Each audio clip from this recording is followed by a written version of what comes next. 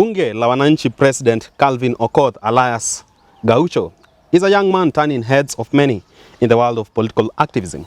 Now, what does the future portend for this young man in the world of politics and governance at large? That is our conversation today on yet another edition of Siasa Brigade, your go-to point on matters politics and governance, hosted by yours truly, Richard Mwanjo. Indeed, always a pleasure to have you on board. Now, with me on this conversation is none other than East Africa's renowned political analyst and public scholar, the first of his name, Herman Manyora. Great to see you. Such a good week. Why are you this young by the day? What's the secret? I'm just young. It's not a secret. When somebody's young, he's young. There's no secret. Even with the bashing that you get on social media and all that. Do I look like I care? Is there a Kenyan who has been hit more than me? You must, because I'm a happy man. You're a happy man. Yeah. You are raised better. There's no grudge. There's no. You can't touch me. You can't get me annoyed. It's not easy. It's not easy. No. Why? Very well. Straight into today's conversation. You're talking about Calvin Okoth, alias Gaucho.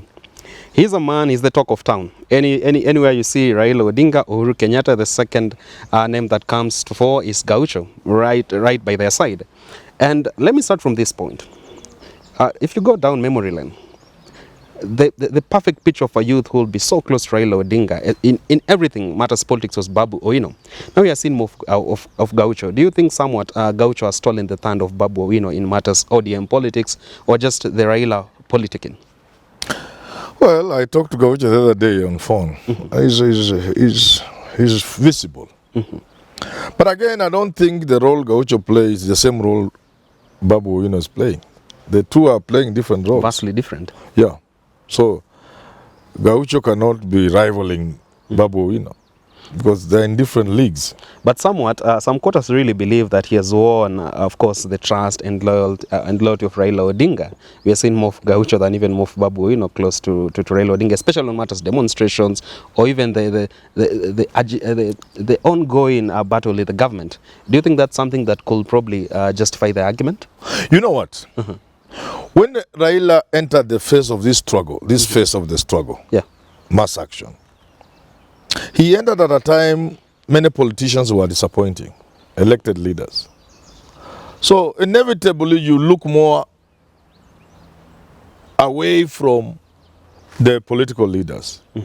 Secondly, that phase of mass action is a phase of struggle. It's not for the faint-hearted. You are looking for really soldiers, for real lieutenants, for people who do not fear, for people who can risk their lives, for people who have the skills to mobilize on the ground, Palekwa ground. And that's how Gaucho comes in with the Kinaukanga. These are people, Gaucho has grassroots, especially informal sector, skills. And at short notice, Gaucho can give you a crowd. He can give you a crowd. Yes, these are people who know how to mobilize. Talking matters, his mobilization skills. Do you think that probably would come in handy and probably guarantee him a space in elective politics in the near future? Of course, Gaucho now, he was trying to be MCA. As usual with our politics, money and everything, and he didn't get it. But I think he's going beyond an MCA. Beyond an MCA. What Gaucho may just need to do is to prepare himself for parliamentary election by putting in place a number of things. You spruce yourself. If your English is bad, you come to Manyora and piga msasa unaongea kizungu mzuri.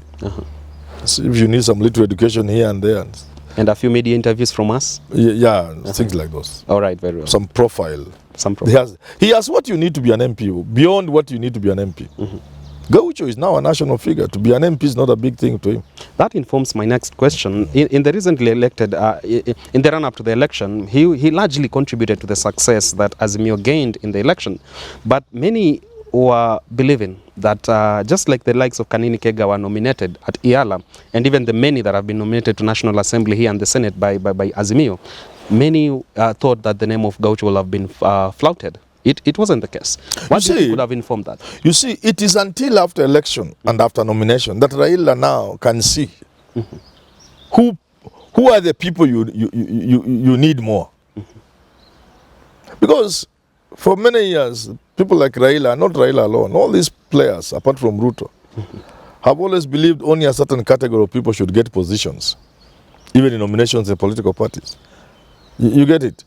But after this serious disloyalty and defections from people who it is surprising they could even imagine, people like Jalango or Tomo. After all this, and after he found himself in the deep of the struggle now, then you look around, you see the Gaucho there. Now Raila should be also changing his thinking, given a chance to nominate people to go to parliament, to ensure that party nominations are done in such a way that if it's Gaucho, he will win for Langata parliamentary seat or whatever it is. It is now clear that he knows who are your friends. He now knows. No, he knows. But then again, would you say that by Raila Odinga bringing closer people like Gaucho, he's in a way preparing himself for the future elective politics, so that probably it could be an open tab for him to replace people who defected from him, like Jalango or the Tom Agents. Yeah, that's how politics works. But this time, Raila, I think, must be aware that you really need foot soldiers, people who can die with you. People who can die with you. Raila has been betrayed before, but some of the betrayal in the recent past has been very painful. From people like Jakakimba, it's so painful. Is it that Raila never learns? No, Raila is big. Raila has a big heart. Generous to a fault. And he forgives and forgets and moves on. And he still holds the hands of many people. He has broad shoulders that can carry many people. Even when stacked in the back. Yeah, Raila is, you can't affect Raila just because you have done like, but it's been painful even to the family. Some people are saying very bad things about the family. You saw the Aida coming out and say, surely people I have fed in my house. You know, for somebody to say that, it must be very painful. It really must. And I think this cumulatively, all these things will have an impact on Raila Odinga.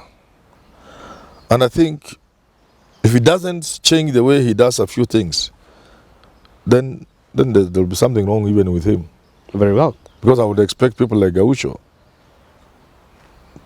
to find some space. Some front row seat. Yeah. Very well. Yeah. Then again, if you go back in time, even during the campaigns and from the onset of the mass action, we've seen those that have really launched their charm on the ground has been Winnie Odinga, the daughter of Raila Odinga, as well as here on the other side, Gaucho. When you think of these two, a young man and woman on the other side, what do you think? What is your first reaction to that? This combination of Winnie Odinga and Gaucho. What do you think that could portend for Azimio in the near future politics? You know, Winnie can stand her own ground. She's a politician. Despite being the Raila's daughter, despite being a woman, she's a politician in her own right. She's educated. She's fierce. She's fearless. She's a mobilizer. She's intelligent. She's many things. They are sufficient enough to... Those things could propel Winnie into leadership, even if Raila had not been the father. But Raila being the father makes it makes it easier. It can accelerate her rise to fame. There cannot be any future political developments in this country, and especially the Nyanza region, that will not feature Winnie Odinga. Winnie Odinga. No. And Azimio having these two young, vibrant youth is an added, it's a plus for them. It's a plus for them. It's a plus for them. Because the population is becoming more and more youthful. In the next election, the entire population will just be made up of people below 35. I don't have the statistic, but I should think from just on top of my head and common sense. I think people below 40 will constitute over 90% of the votes register. And when you have people in that age bracket of Gaucho who are soldiers, Winnie who are people a struggle can count on, you are doing well. All right. And remember, going forward, the elections are going to change in a manner not many people are prepared for. It's going to mutate. Yeah. I had seen 2022 being a generation change, but we missed the opportunity. I think the next election will usher in a generational change. Very well. And generational change not to mean the age of the players, but rather the way of doing things. Things are going to have changed by 2027. And you see, change is best received by younger people, by more educated people. Kwanzaa side, and also just so many people around the country call out Gaucho and his other brother Nuru Okanga for leading miserable lives, and many asking why participate in these mass actions when you have other things to address, like improving your standards of living. These are people from the lowest cadre of the society, and many are picking issue with it. Do you find that it is Nuru Okanga and Gaucho who are content to the extreme with their current situations, that they do not want the call to join government, or the other side, all they want to do is go to the demos and streets? Are they just... There is nobody who wouldn't want to better their lives. Then you will not be a human being. So which opportunity did Okanga get, or Gaucho, that they turned down? Who gave Nick Okanga or Gaucho a job with a salary of 300 and they refused? News making rounds out here is that they have been given counter offers to cross over to the buying somebody is a different story. You don't come to money with some little money and give somebody like Gaucho, because Gaucho stands for something. So even if you gave him 2 million at Wachana Raila, he can't take. Why would he take? He believes in his mission. If that's what they are saying, then they are useless. But even the current crop of rich politicians we have, they started somewhere. Some of these guys who are living in SQs, I don't want to mention them. Some of these people are sharing houses, a house of 3,000. Worse than where Gaucho is and Okanga today? And we know them. Some of them have become rich because they received the high profile from the struggle. All the people who are engaged in the struggle in the 1990s, 80s and 90s, they are all billionaires. Even the ones we used to want to worship. But they have already beat corners and they are worshipping money.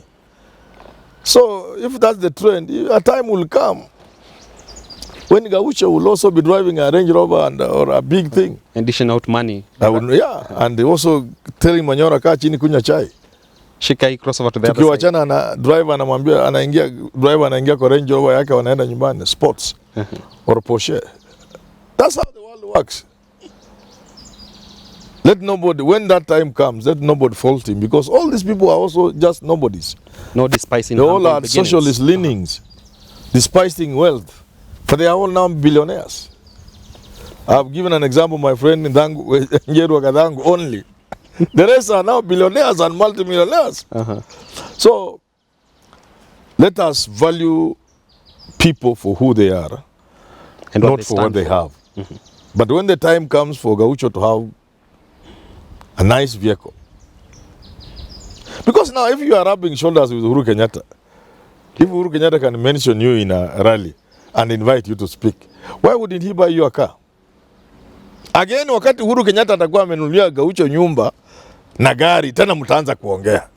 Msema Gaucho kumbe alikuwa anatafuta. Sasa saa hii hana, mnasema hawa watu na Okanga ni maskini. Wanapenda kibera sana. Ati wanapenda kibera. Sasa saa ile utastuka. Ameenda Lavington. Sio anasai Lavington, amenunulia nyumba ya milioni 20 mahali. Na kwa kapa kiko gari mbili ya Gaucho. Tena mtaanza kuongea. Sasa mnataka Gaucho afanye nini?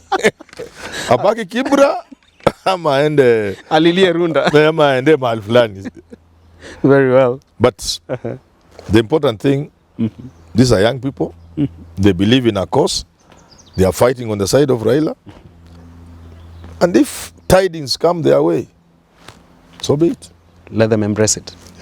There you have it, nuggets of wisdom from Herman Manyora, talking matters to do with the future in politics for none other than Bunge la Wananchi President Calvin Okoth alias Gaucho. Yet again, we are having this informative edition, so make sure you tuned in to our subsequent editions. I'm yours truly, Richard Mwanjam. Indeed, always a pleasure.